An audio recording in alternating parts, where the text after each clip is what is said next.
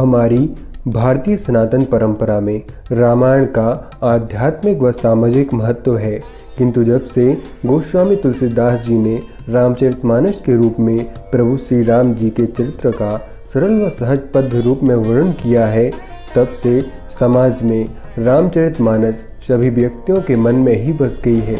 लेकिन समाज में ही विकृत मानसिकता की प्राणियों के मन में रामचरितमानस में कमी के बहाने सनातन धर्म पर प्रश्न उठाया जाता रहा है, बजाय इसके जानने के कि क्या वास्तविकता है। प्रश्न यह है कि तुलसीदास जी ने कहा है कि ढोल गवार शूद्र पशुनारी सकल ताड़ना के अधिकारी। यह रामचरितमानस के सुंदरकांड की एक चौपाई की दूसरी पंक्ति है और इसी को केंद्र में रखकर रामचरितमानस पर और तुलसीदास जी पर प्रश्न उठाए जाते हैं कि तुलसीदास जी नारी विरोधी व शूद्र विरोधी थे। लेकिन अब वास्तविकता को ध्यान से समझिए कि रामचरितमानस में यह कब, कहाँ और क्यों कहा गया। यह प्रसंग है सुंदरकांड का, जब हनुमान जी लंका से सीता जी की खोज कर राम जी से मिले और उनको सारी जानकारी दी। उसके बाद श्री राम और वानर सेना समुद्र तट पर पहुंच गई। तत्पश्चात श्री राम जी ने भारी वानर सेना को समुद्र पार कराने के लिए समुद्र से मार्ग मांगने के लिए प्रार्थना की, किंतु जब समुद्र देव ने मार्ग नहीं दिया, तब श्री राम जी ने कहा, भय बिनु होत न प्रीत, और धनुष पर बाण का संधान किया तो समुद्र देव त्राही त्राही करते हुए श्री राम जी के पास आ गए और उन्होंने प्रभु श्री राम जी के चरण पकड़कर कहा, गगन समीर अनल जल धरनी इन कई नाथ सहज जड़ करनी। अर्थात हे प्रभु, आकाश, वायु, अग्नि, जल और पृथ्वी इन सब की करनी स्वभाव से ही जड़ है या स्थिर है। तब प्रेरित माया उपजाई सृष्टि हेतु सब ग्रंथ निगाई। प्रभु आयसु जेहि कह जस आहई सोते ही भांति रहे सुख लहाई। अर्थात यहाँ समुद्र देव प्रभु श्री राम से विनम्र भाव से कहते हैं कि आपकी प्रेरणा से माया ने इन्हें सृष्टि के लिए उत्पन्न किया है और यही सब ग्रंथों ने गाया है। जिसके लिए स्वामी की जैसी आज्ञा है वह उसी प्रकार रहने में सुख पाता है। तब समुद्रदेव कहते हैं कि प्रभु भल कीन सिख मोहि देनी मर्यादा पुनि तुम्हरी कीनी। ढोल गवार शूद्र पशु नारी सकल ताड़ना के अधिकारी। अर्थात समुद्रदेव कहते हैं कि हे प्रभु, आपने अच्छा किया जो आपने मुझे शिक्षा दी, किंतु जड़ प्रकृति की मर्यादा भी आपकी ही बनाई हुई है।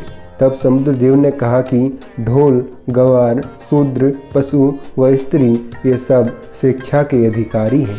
अर्थात तुलसीदास जी का यहाँ यह कहने का तात्पर्य है कि शिक्षा या ज्ञान के बिना कोई भी व्यक्ति कभी भी भटक सकता है और वो वह कार्य करने लगता है जो उसे ही नष्ट कर देता है। और यहाँ पर तुलसीदास जी यही कहते हैं कि ढोल अर्थात ढोलक को बिना ज्ञान या शिक्षा के कोई भी व्यक्ति संगीतमय रूप में नहीं बजा सकता। यदि कोई व्यक्ति ढोलक की शिक्षा प्राप्त करके ऐसा कार्य करेगा तो वही ढोलक जो संगीतमय नहीं बज रही थी वही संगीत के साथ बजने लगती है। इसलिए तुलसीदास जी ने कहा है कि ढोलक बजाने वाला शिक्षा का अधिकारी है।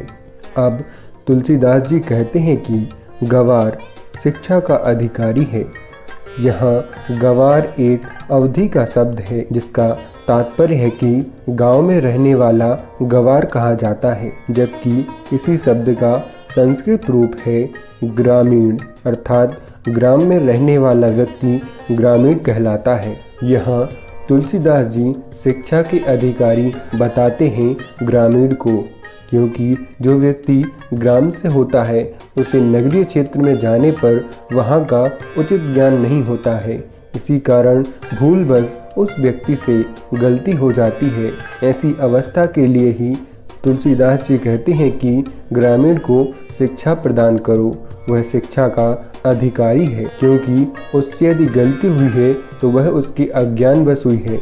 इसलिए उसे शिक्षा प्रदान करना उस क्षेत्र के व्यक्ति का धर्म है। और वह ग्रामीण या अवधि में गवार शिक्षा का अधिकारी है। अब तुलसीदास जी कहते हैं कि शूद्र शिक्षा के अधिकारी हैं। यहाँ तुलसीदास जी के कहने का तात्पर्य है कि प्रत्येक समाज में 4 वर्ण होते हैं, ब्राह्मण, क्षत्रिय, वैश्य व शूद्र, जिसमें ब्राह्मण वर्ण का धर्म है शिक्षा व ज्ञान प्रदान करना, क्षत्रिय का धर्म है अपनी शक्ति से राज्य की सुरक्षा करना और वैश्य वर्ण का धर्म है कि व्यापार व अन्य सामाजिक आवश्यकताओं की व्यवस्था के लिए कार्य करना। यह है एक समाज। और चौथा वर्ण है शूद्र, अर्थात जो व्यक्ति इन तीनों में से कोई भी एक कार्य नहीं करता वह इन तीनों की सेवा करता है। यहाँ सेवा का तात्पर्य यह है जब कोई शूद्र ब्राह्मण के पास रहकर सेवा करता है तो उसे धर्म का ज्ञान प्राप्त होता है। जब कोई शूद्र क्षत्रिय के यहाँ सेवा करता है तो वह शस्त्रों का ज्ञान सहज ही प्राप्त कर लेता है। यदि उस व्यक्ति के पास शस्त्रों को सीखने की इच्छा हो तो वह यह कार्य कर सकता है। और जब कोई शूद्र किसी वैश्य वर्ण के व्यक्ति की सेवा करता है तो वह व्यापार व कृषि व शिल्पकला आदि गुणों को भी सीख सकता है। इस प्रकार एक शूद्र वर्ण का व्यक्ति जब इन तीनों वर्णों की सेवा करके कुछ सीखता है और कुछ करता है तो उससे गलतियां होने की संभावना होती है। इसी पर तुलसीदास जी कहते हैं कि शूद्र शिक्षा के अधिकारी हैं, दंड के नहीं। अब तुलसीदास जी कहते हैं कि पशु भी शिक्षा के अधिकारी हैं। यहाँ तुलसीदास जी का तात्पर्य है कि जब कोई व्यक्ति किसी भी पशु को पालता है तो वह उस पशु से किसी न किसी रूप में जुड़ने के लिए या उसे बुलाने के लिए कुछ कहता है या किसी शब्द से उसे पुकारता है। और जब धीरे धीरे वह पशु कुछ दिन किसी व्यक्ति के पास रहता है तो उसी व्यक्ति के पुकारने पर वह पशु दौड़ा चला आता है। और यदि कोई दूसरा व्यक्ति पुकारे तो वही पशु नहीं आता है। इसका यहाँ तुलसीदास जी ने यही तात्पर्य बताया है कि पशु को शिक्षा के माध्यम से नियंत्रित किया जा सकता है, किसी दंड से नहीं। और पशु को शिक्षा देने का अर्थ भी यही है कि जब हम उसे पुकारते या बुलाते हैं तब हम किसी न किसी रूप में उसे शिक्षा ही देते हैं।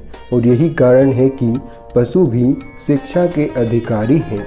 अब तुलसीदास जी कहते हैं कि नारी भी शिक्षा की अधिकारी है। इसका तात्पर्य यहाँ यह है कि नारी स्वभाव से सरल व भावनाओं से परिपूर्ण होती है और इसी सहजता के स्वभाव के कारण वह किसी भी व्यक्ति के बहकावे में शीघ्र ही आ जाती है। इसकी संभावना अधिक होती है। इसी का एक प्रसंग रामायण में आता है जब मंथरा ने माता कैकेयी को अपने पुत्र के प्रेम का लालच देकर सत्य व धर्म के मार्ग से बहका दिया और सहज और सरल स्वभाव वाली माता कैकेयी ने भी सत्य के मार्ग को छोड़ दिया और राम जी को वनवास भेज दिया। यहाँ कहने का तात्पर्य यह है कि नारी स्वभाव से ही सरल, सहज व भावुक होती है, जिससे वह किसी की बातों में आकर अज्ञानवश वो कर बैठती है जो उसे करना नहीं चाहिए। इसलिए तुलसीदास जी कहते हैं कि नारी शिक्षा की अधिकारी है, क्योंकि ज्ञान का प्रकाश ही भ्रम के बनाए हुए सारे अंधकार को नष्ट कर सकता है। इसलिए नारी शिक्षा की अधिकारी है। इस प्रकार तुलसीदास जी ने कहा है कि ढोल गवार शूद्र पशु नारी सकल ताड़ना के अधिकारी। किंतु कुछ विकृत मानसिकता के प्राणी जिन्हें न इतिहास का ज्ञान, न साहित्य का और न ही भाषाई शब्दों का, वह भी वर्तमान में प्रश्न उठाने लगे हैं कि रामचरितमानस गलत है, समाज के हित में या नारी के हित में नहीं है। जबकि तुलसीदास जी ने स्पष्ट कहा है कि ताड़ना का अर्थ शिक्षा होता है, मारना या पीटना नहीं। इसलिए प्रत्येक व्यक्ति को धर्म की उचित शिक्षा होने के पश्चात ही धर्म पर कोई विचार व्यक्त करना चाहिए। जय सनातन धर्म।